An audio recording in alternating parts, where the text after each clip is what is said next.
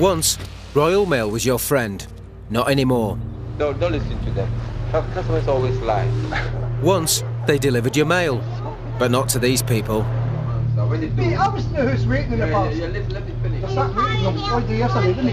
They say they clamp down on theft, but a manager claims some postmen are stealing. They go in the toilet, open up the envelope, and have the time to take it out, put the money in their pocket. So, is this the last post for the Royal Mail? Let's be clear, this is a business under threat.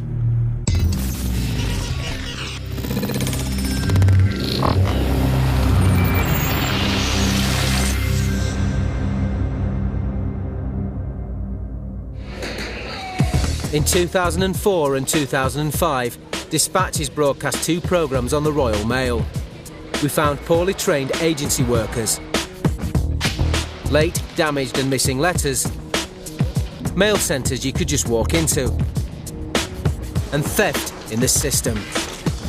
Our investigations led to an inquiry by the postal regulator, after which Royal Mail was fined nearly £10 million. 5 years on, and Royal Mail says it's modernising, and things have changed. So Dispatches is going back undercover to find out what's really going on.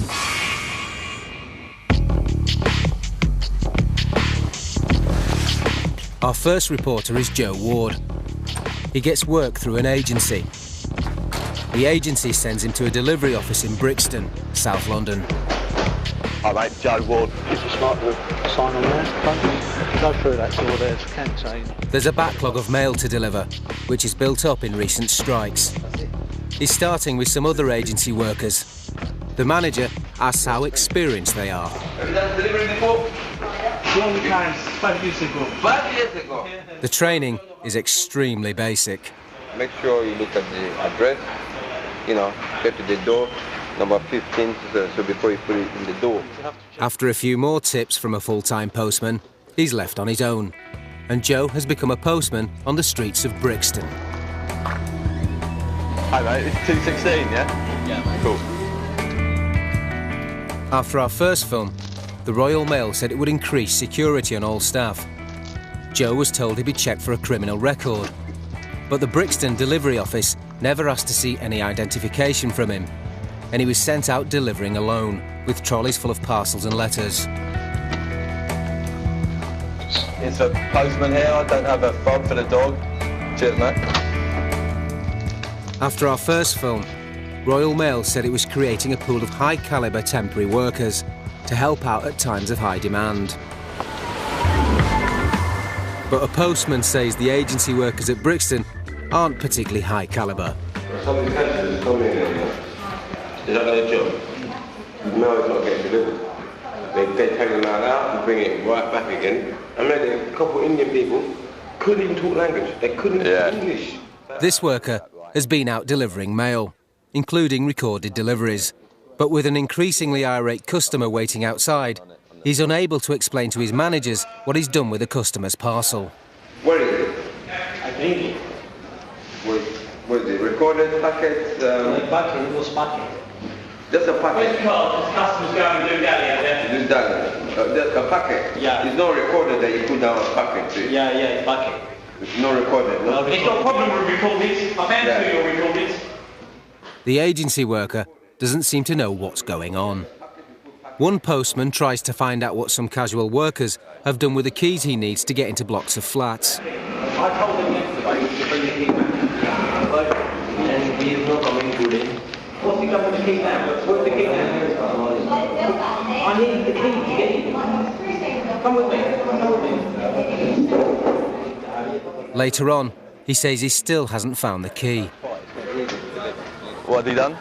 Well, him and his mate done this yesterday, took the key out to get into all the blocks, and his mate ain't come in. I'm now here, I've got all this, and half the work they brought back, and I can't get into the blocks. And all he keeps saying is my partner, the key, my partner, the key. Joe is asked to go on a round with a fellow agency worker who claims he knows the route, and he takes the lead. Do you know this area a little bit? Yeah. Because I know this area, because me and George, we live together this place one day. But as soon as they start, so does the confusion. You start here, yeah? He hands Joe a letter and tells him to deliver it to the housing office. Yeah, housing, yeah. So this one says not housing office. Oh. Delivery routes can be complicated, and navigating them needs experience. They've been given some instructions scrawled on a piece of paper, which are practically incomprehensible. Not up to much. And he soon gets lost. You know where we are? We are lost. We got it? Behind Tesco's. Behind Tesco's? Yeah. They go down the road, and he asks around for 10 minutes. Yeah, not bad. He decides they're still in the wrong place. I'm not sure, but it's not here. And they're off again. After another 10 minutes,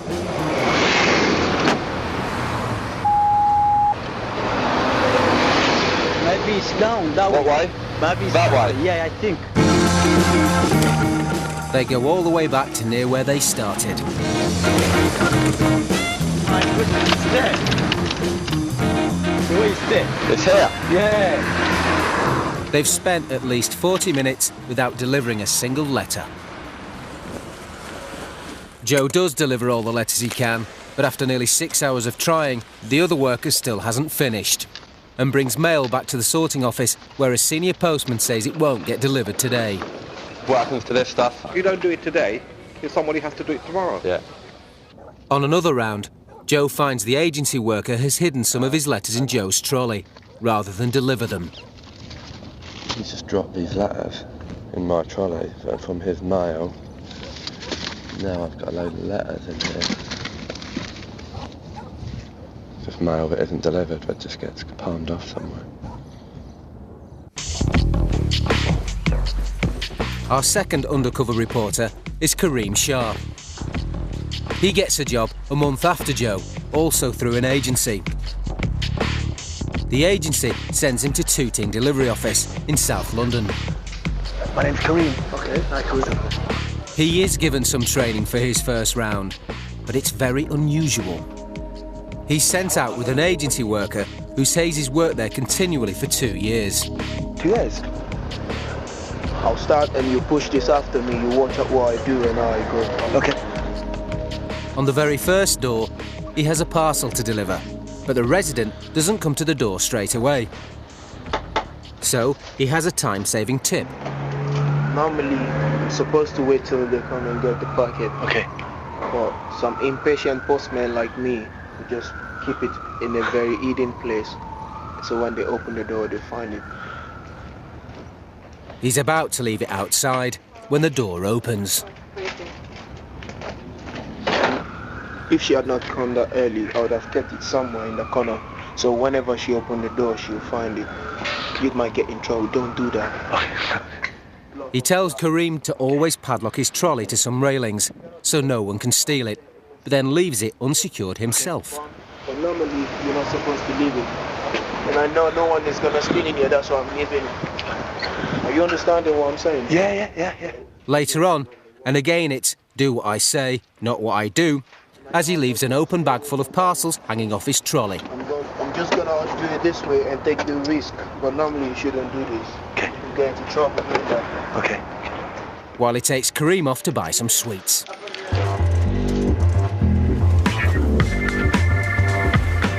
Kareem did find some of the agency staff at Tooting were up to the job. Though he also found casual workers leaving a trolley unsecured and in full view. Is that your trolley down the bottom? Yeah, with one more guy. He's with him. Okay. No, it's not locked. No. You should tell him because if you get in trouble. But while some agency staff may not be doing their jobs properly, our reporters work as hard and as quickly as they can. Sometimes out-delivering until well after dark. Royal Mail has spent over £1.3 billion on modernisation, including new equipment. But some of the trolleys our reporters were given seemed anything but modern. As Joe does his rounds, his trolley slowly falls apart. piece from a trolley has been loose. My trolley thing again. This is bust. Until its wheel falls off and it's useless. Oh, that wheel has come off that trolley. So the brakes don't work.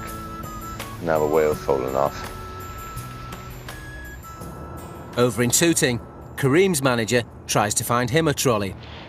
The yard is full of them, but a lot of them are unusable. It's a lot of broken, was it?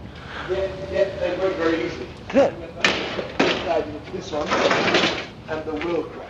Eventually, Kareem finds one that does work, but the padlock to chain it to railings isn't working. Oh, what are you talking about, the padlock? This one? Yeah. No, it won't work with that one. His manager tells him to take it out anyway. Just use that. Just use it fine. Royal Mail and its rival carriers are targets for thieves. According to the Metropolitan Police, in London alone, there are over 1,000 thefts a year of mailbags and packets during delivery. But with no padlock, Kareem has to leave his trolley unsecured. Royal Mail says it takes a zero-tolerance approach to theft. But as he's going about his job, Kareem hears claims of stealing happening within the system. While he's out delivering in Tooting, he's approached by a local resident. It's got this delivered and it's already been opened. Has it been opened? Yeah, literally, it's just ripped across. And obviously if it's come straight from the post office. It's a birthday card which Kareem has just delivered. It's been ripped open at the side. The customer says he thinks someone has deliberately opened it. Cheers, dude. Sorry, it's just the girlfriend's old birthday present, so she's a bit gutted. 2 days later, Kareem overhears a fellow worker telling the manager he's also found some mail which seems to have been opened. Kareem asks the manager what to do when he finds cards like this. What's the procedure? The manager says they're put into bags and sent on to the customer. What will not happen, the customer will get that and they'll call us. Okay. Head office will send them money. Where does it get opened? If it's not, because we don't do it because it's coming in to us. I know. 9 Elms. Mail Centre. 9 Elms Mail Centre is a major Royal Mail depot which sorts mail for all over South London. The manager draws Kareem a map of the postal system. Letterbox, the postman, the delivery driver collects it, brings it to the mail centre. So what you had was done in the mail centre. Why didn't they just nick the whole card? Why did they cut the bit? Why? Yeah. They work on the camera. Why would they nick the whole card? The card's not for them. They just want the money. Watch this. You're a staff. You're a thief. Yeah, as a staff, theoretically speaking, you're a thief, but I don't know it. You come in. I'll send you onto the mail to do whatever you're sorting.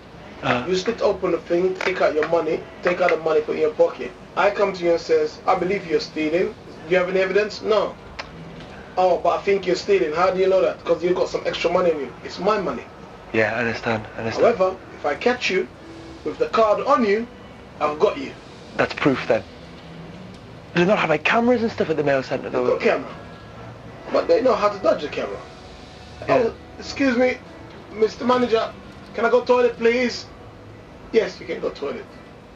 Okay. So they go in the toilet, open up the envelope, have the time to take it out, put the money in their pocket, put it back under their shirt, went on the sorting, look around, pull it back out. Like casuals or like... Casuals and the Royal Mail staff. Yeah. Serious? Very serious. Very serious. At the end of the day, his mail has been violated. Yeah. And as long as it's in our property, we're supposed to protect it until it enters his property. We don't know if the manager's claims about 9 Elms are true, but they're serious allegations of theft.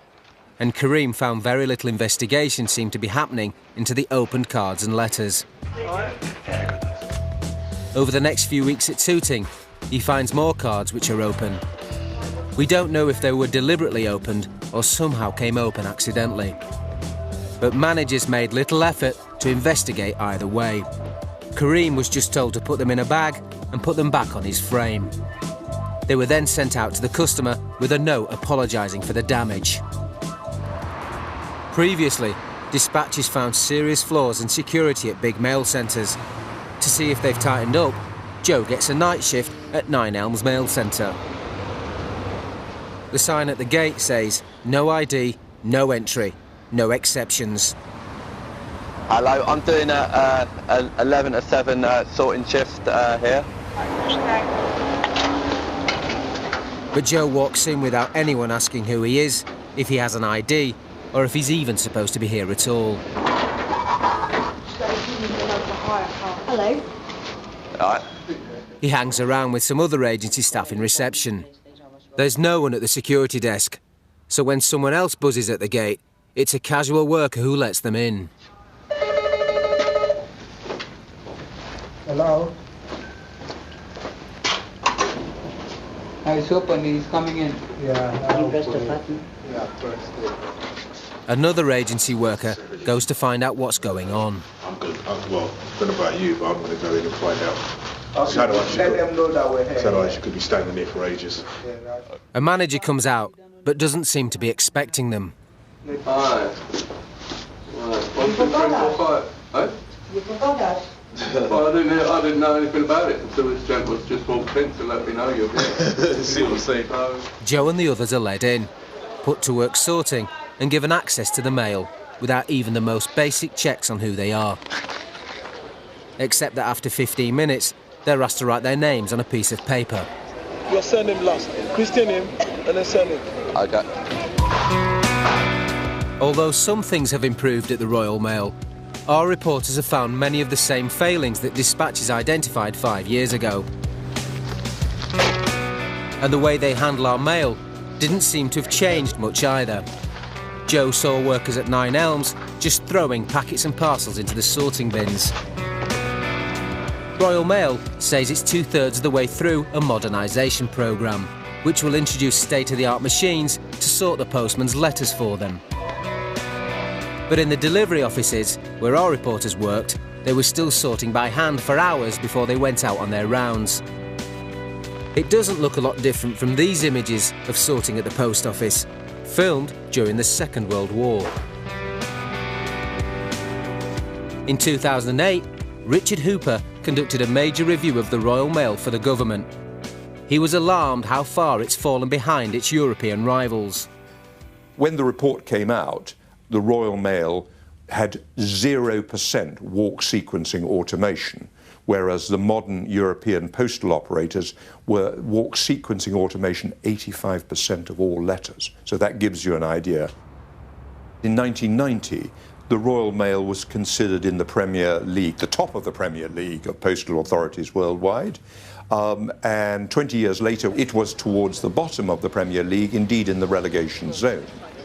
Next, we find industrial turmoil during a supposed truce, as managers claim they're being held to ransom by the unions over our Christmas post. Well, we're just asking for this substantially more, that's all we're asking. Lovely. 2 dispatches reporters are working undercover as postmen.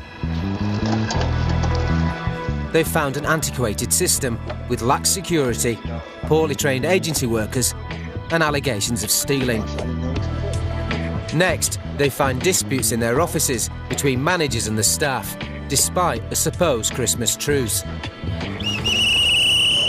Last year, postmen went on strike over the way Royal Mail was trying to modernise the service. The Communication Workers Union said cuts in jobs, services, pay and conditions were being imposed without consent. They claimed postmen were being made to work longer hours for no extra money. In November, the strikes ended and both sides agreed on a truce for Christmas. Royal Mail said there would be no worries for the Christmas post. I'm delighted for our customers and our people that we've got back to a sensible agreement with the CWU that will allow us to deliver a great Christmas. Both sides said they would ensure people work normally. What it will mean is that we can now have a period of calm where we can jointly take forward modernisation. But our reporters were working after the truce was called, and they soon found that their delivery offices didn't seem to be working normally. At Tooting, a worker says mail is piling up. This is getting low. Why? We've never seen that is. He says the postmen are behind in delivering their rounds, known as walks. Walks are doing back up. Walk back up. On another day, Kareem's manager says there are letters waiting to go out. I have deliveries here to go. Which should have been delivered the day before. These are yesterday's mail? Yeah. But they're bad? Yeah, that's bad. Later, Kareem asks his manager what's going on. How come it's like this? How come today, I took like yesterday's stuff out? I mean, is it because there's not enough staff or something, or? Of course there's enough staff. We have more than enough staff. Then how come mail from the day can't go out on the day? Mail from the day does go out on the day. But this is... However, the amount of mail that should go out on the day does not go out because these guys are slowing down. He claims the workers are refusing to work hard in a row over working agreements. They want a certain agreement with us managers, but we will not agree to it because we don't believe that what they're saying. Basically, they're just giving us false information. He says postmen are not telling the truth about how long it takes them to do their work. They probably want 20 hours for it when I know it can be done in 4 hours. So they're purposely taking taking their time. Okay. So we said to them, okay, fine, you can continue that way, we just bring casual in.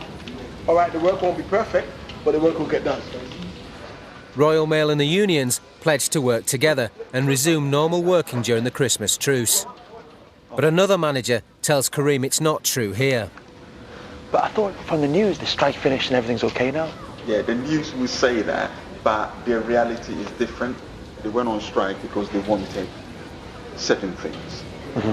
And because they've not got those things, they've gone slow. They're not working normally, that's why you got a lot of work. Okay. Kareem has found postmen are angry about the amount of mail they have to deliver in a day. Last year, Royal Mail changed the working times of many postmen. They used to work a 4-day week, with 10 hours every day to sort and deliver their round. Now, they're working a 5-day week and have 8 hours a day for the same amount of work. Royal Mail says the changes are a key part of modernisation and have improved efficiency.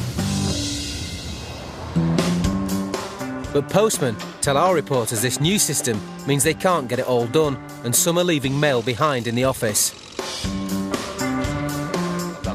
A postman is normally expected to deliver all the letters on his sorting frame. But this worker at Brixton says their rounds are now too big. And these walks are double. We agreed to get these walks this size to do 4 days a week. Before, the walks used to be just like here. You're joking? And not all this extra. All this extra mail? That's what we were striking. What's out of order? Look at this crap, man. I hate this. On another day, he says he's expected to take all of this out, but he's not going to. I'll convince you doing it, but get man, don't worry about it, innit? He goes off on his round, taking me for a joke, though. Leaving huge amounts behind. See ya. None of this mail will go out today. The manager at Brixton admits to Joe there's a problem. What do you think of all that hours thing? I keep hearing everyone talking about that 8 hours, 10 hours thing. Well, this is it. This is the problem with the office. I moved the office to an 8-hour day because it used to be a 10-hour day, but it wasn't working. Right. Because they were all finishing too early. And now, of course, they've all got the ump. Is there too much mail to do it in 8-hour days? On certain days, it probably is. On certain days. Do they take it out all the time? Not all the time, no.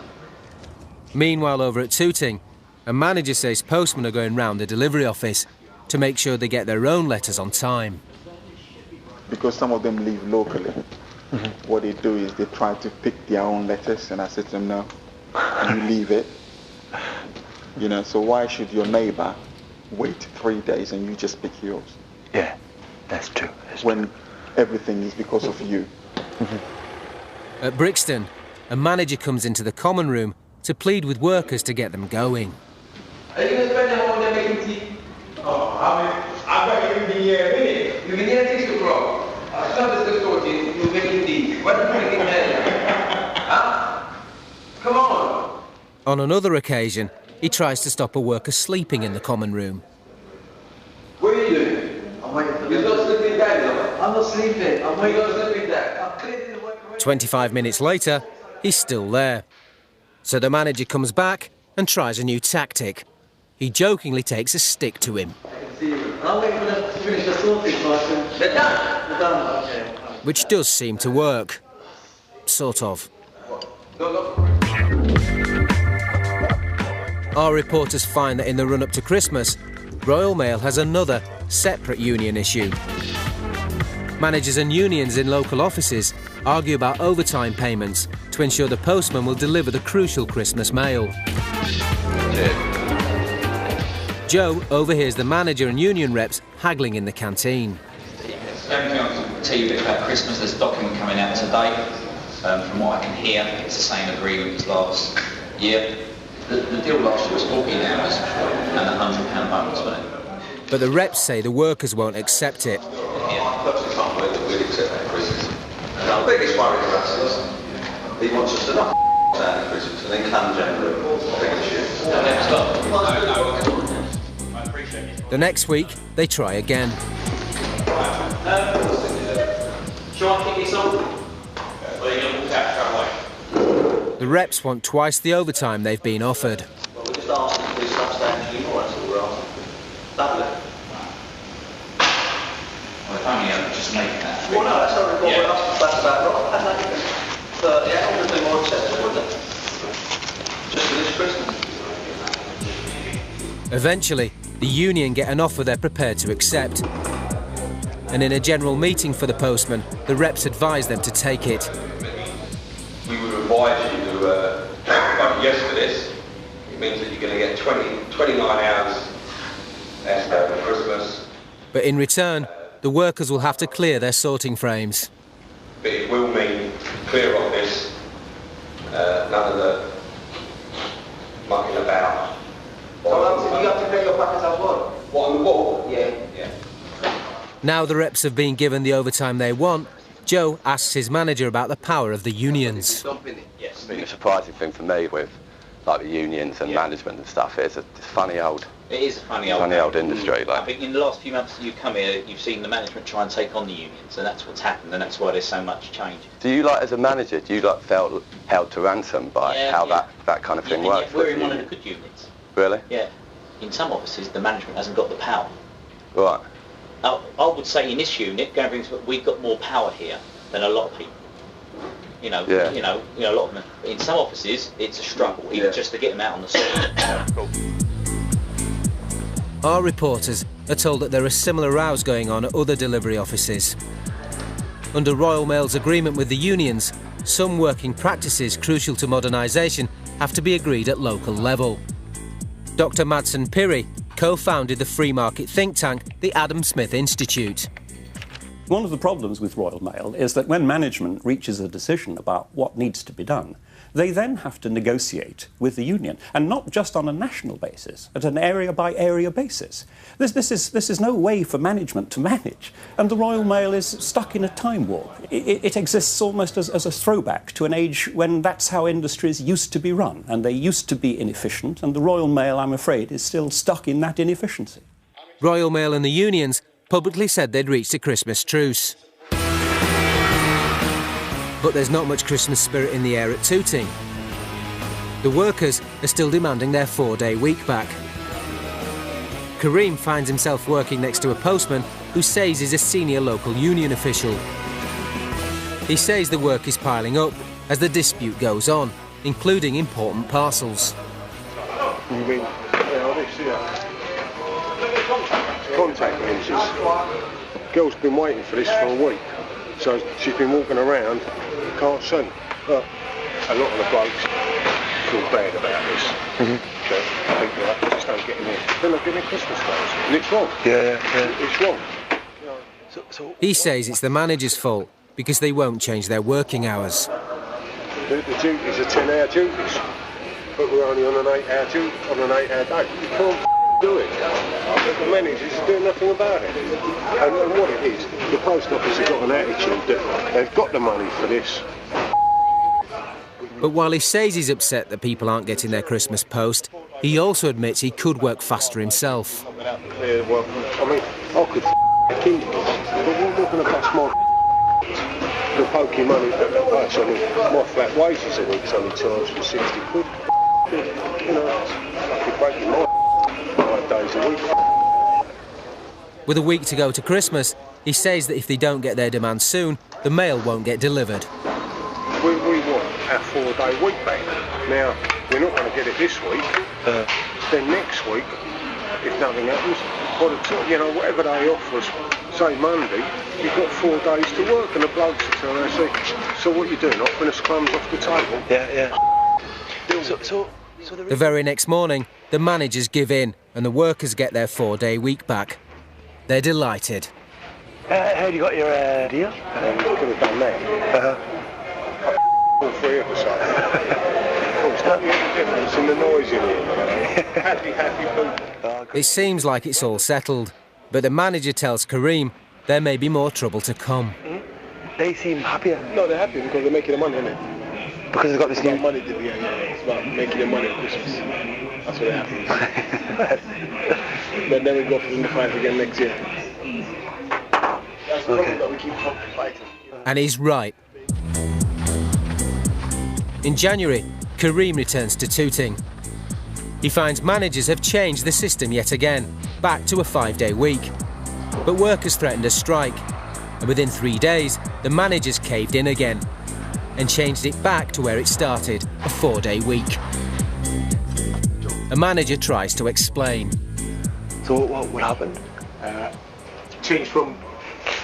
Sorry. It went from 4-day to 5-day. Yeah. Uproar. Went from 5 days to 4-day. Okay. Then from 4-day changed to 5-day on a Monday. They were told on Saturday, so they went ballistic. So this was chaos. Then it changed again yesterday to 4-day, back to 4-day, which they want. You know, so that's where we are now. So just up and down yo-yo. Analysts of Royal Mail say this chaotic squabbling is threatening the future of the entire service. Let's be clear, this is a business under threat. Modernisation is happening much slower because of resources and time and attention span of senior management going on the industrial relations gulf. They have got to come together and they have got to agree a way forward. Next, postmen and customers go toe-to-toe as tempers boil over. Just serve that man at the window, I'm not serving. I'm asking the man what you're pressing the bell for, and he's telling me that's what it's there for. Is he a child? Well, it's that standard outside of it. Well, video camera to prove it, then make a TV programme about it. 2 Dispatch's reporters are working undercover as postmen. They found managers and workers still arguing, despite a supposed industrial truce. While postmen leave mail behind instead of delivering it. Meanwhile, they've been dealing with the traditional hazards of the job. Kareem is trying to deliver to a first-floor flat.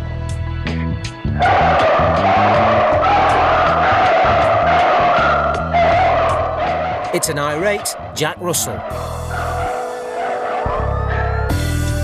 Generally, though, it's angry customers who approach our reporters on their rounds, complaining about the mail. One garage business has been seriously affected. You haven't got the number for the sorting office at Tooting? Yeah, I have, yeah. Could I nick it off? Yeah, sure. What's the matter, like? We haven't received post from our head office in Birmingham for about 4 weeks now. Seriously? We're waiting on 3 months worth of payslips that we haven't had. That's fucked up. And important health matters can be affected by late post. I had a very important doctor appointment. I never received it. I got an angry letter from the specialist, and now I have to wait until March because I didn't get the letter. And I'm sure I'm not the only one. One household tells Joe that during the strikes they had no post for a week, but then it came on a Sunday. Have you not been getting letters much lately? No. I got letters on. I'm getting letters on Sunday. On Sunday? You delivered mail on Sunday, didn't you? Not, it wasn't me. Didn't they? Really? Yeah. Joe takes this to his manager. These women ask me why I only have mail come on Sundays and not through the week. He says he's sure they're wrong, but his attitude is dismissive. Don't listen, they're lying.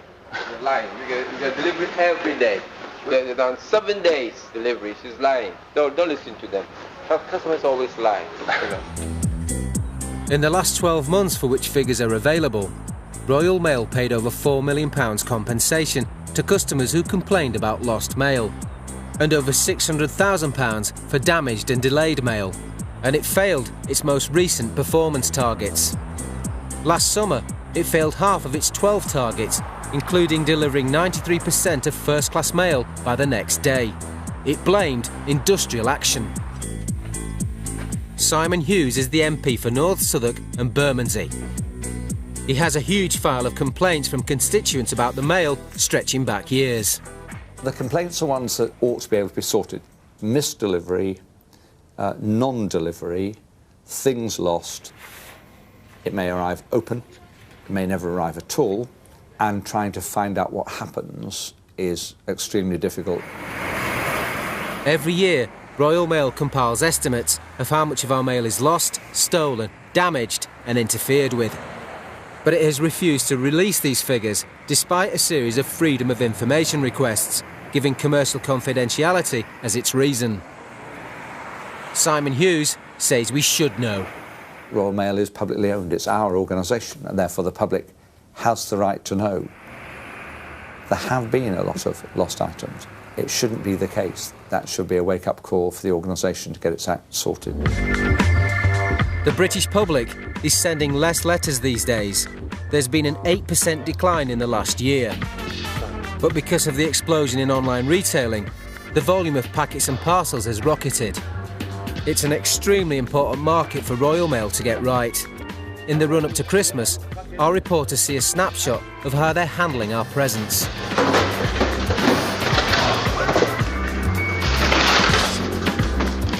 On some occasions, Joe sees postmen throwing fragile parcels across the sorting floor. Yeah, I do, yeah. And then you can do it all, get it all out, can you?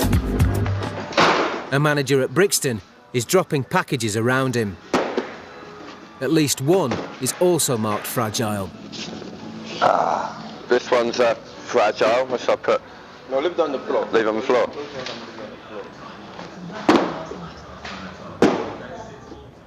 Jonathan de Carteret is a postal analyst who helps companies switch from Royal Mail to rival mail operators. But his clients still rely on Royal Mail's delivery network, and he says it's failing in an important area. Clearly, the parcel and packet market is a lifeline for Royal Mail, and it's widely expected that 75% of its profits will arise from the conveyance of packets within the next few years. However, we are not convinced that they are really seizing this opportunity. We take consultation with some foot postmen to understand what their views are, and what they find is that their post bag is gradually filling up with bulkier and heavier items. Their rounds are taking longer, the bags are becoming heavier, and that the management of Royal Mail are failing to equip them with the tools necessary to deliver this new range of product. At Tooting, Kareem finds some packages certainly aren't being delivered properly. A resident says he's been given a sorry you were out card, but without the proper details on it.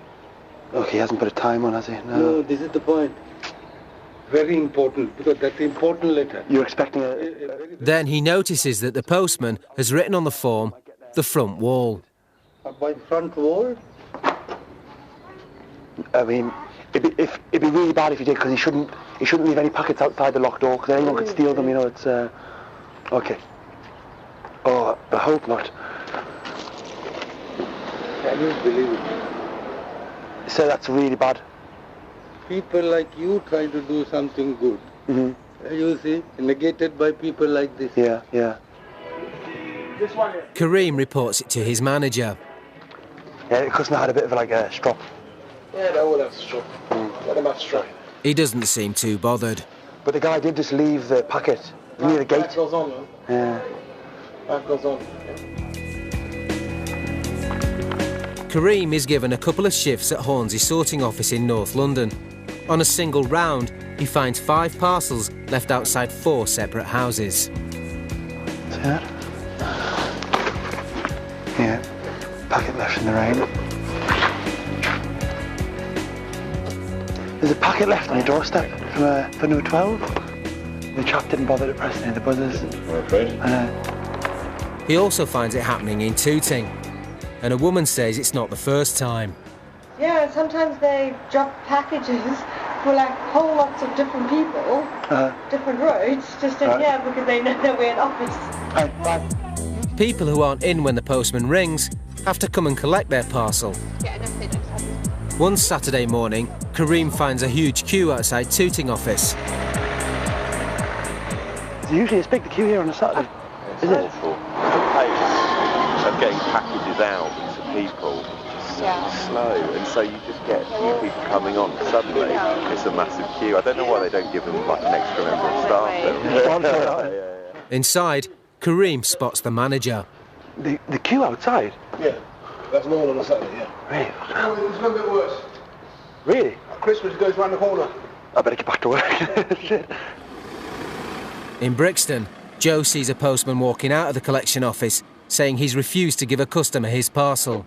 Let me know where it goes. Just serve that man at the window, I'm not serving him. Because he'd rung the bell to attract his attention. The man's pressing the bell like he's a child, and I'm stood right by the window. And I'm asking, what are you pressing the bell for? And I'm right here. I didn't see you.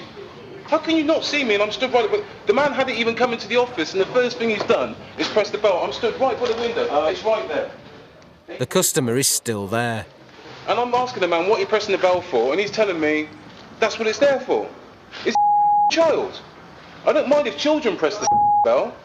It's a big grown man pressing the bell for, and I'm stood right by the window. Another postman says the man he shouted at was elderly. About 80 years old, something like that. Do you know what I mean? He wants to pick on someone his own size. A recent survey found more than half of postal users say they've received a sorry you were out card, even though they were actually at home. An angry resident at Brixton roused with a manager, claiming it happened to him. Mate, I was in the house waiting in the parcel. Yeah, let me finish. I sat waiting all day yesterday, didn't he come at all? I want my parcel, mate. What I'm saying to you is, they're out there, yeah, they come up and say there's no answer. I'm not following them. I'm going to cameras to know whether there is no. It's your word against theirs, and then your word against theirs. You know, let's start standing outside every day with a video camera to prove it and then make a TV programme about it. And do something about it. Give me an idea now. They just do that. We're happy to oblige. In January, there's yet another problem looming for the Royal Mail. Because of the snow, the postmen are complaining it's too dangerous. A manager tells the workers at Tooting that the policy is they don't have to finish the round. I've been around and had a look.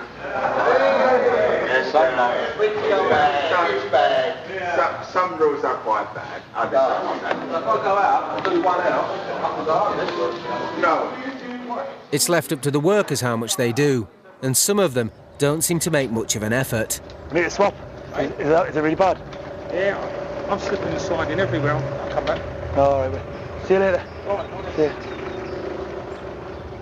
So, that chap left at about 12. He came back at 21. Kareem doesn't find it that hard. I don't think it's bad about it today. It really doesn't stop me delivering mail.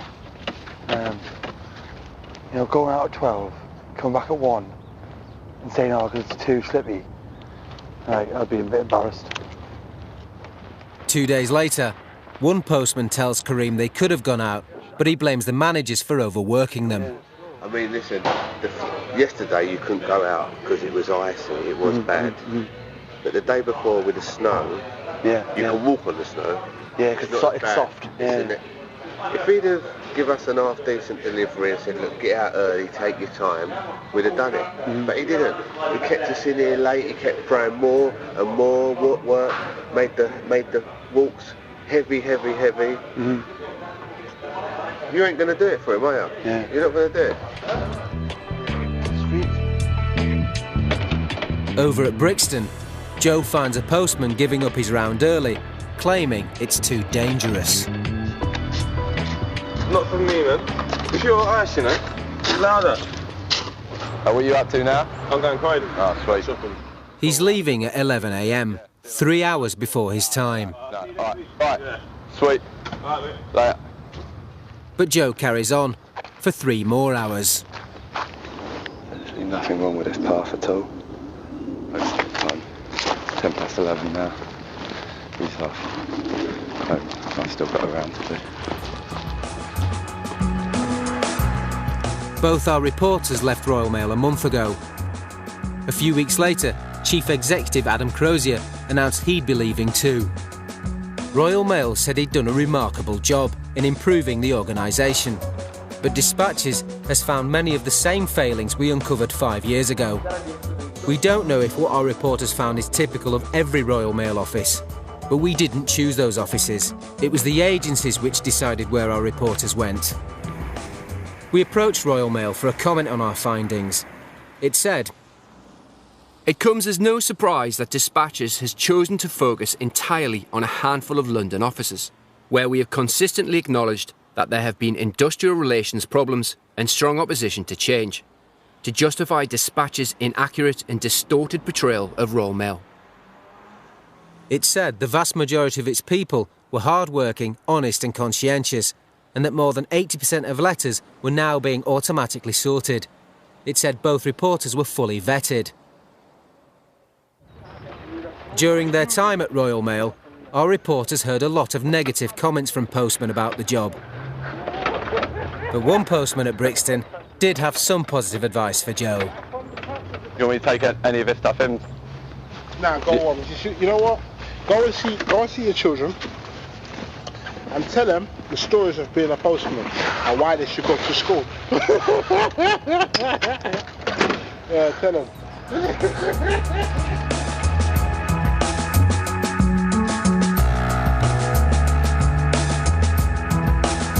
To tell us your stories about the Royal Mail, go to the website at channel4.com/dispatches.